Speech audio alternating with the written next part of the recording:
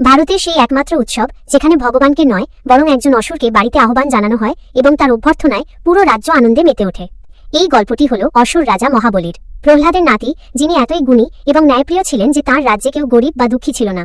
নিজের তপস্যা এবং শক্তির দ্বারা মহাবলী 3টি লোক, স্বর্গ, মর্ত্য, পাতাল জয় করে নিলেন। তখন দেবতাদের মাতা অদিতি তার পুত্রদের অধিকার ফিরিয়ে দেওয়ার জন্য ভগবান বিষ্ণুর কাছে প্রার্থনা করলেন।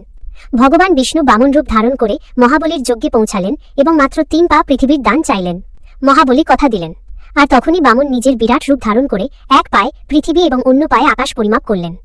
যখন তৃতীয় পায়ের জন্য আর কিছুই অবশিষ্ট রইল না, তখন প্রতিজ্ঞার ধ্বনি ধ্বনি মহাবলী তার মাথা এগিয়ে দিলেন।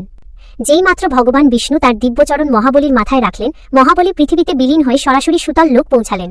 এটি পাতালের কোনো অন্ধকার লোক ছিল না, বরং পুরাণ অনুসারে স্বর্গের থেকেও বেশি বৈভবশালী স্থান ছিল।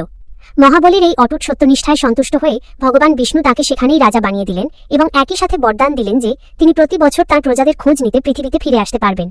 রাজা মহাবলীর এই ঘরে ফিরে আসার উৎসবই হল ওনাম, কেরালার সবচেয়ে বড় উৎসব। এর কেন্দ্র হল কোচির কাছে অবস্থিত ত্রিক্কারা বামন মূর্তি মন্দির, বামন দেবতার সেই ধাম যেখান থেকে এই পুরো গল্পটি যুক্ত। এই দিনে ঘরে ঘরে পুকালাম, ফুলের আলপনা সাজানো হয় এবং নদীগুলিতে বল্লম কলি, নৌকা বাইচ এর রোমাঞ্চ দেখা যায়। রাজা বলির এই বলিদানের জন্য কমেন্টে জয় শ্রী বিষ্ণু অবশ্যই লিখুন।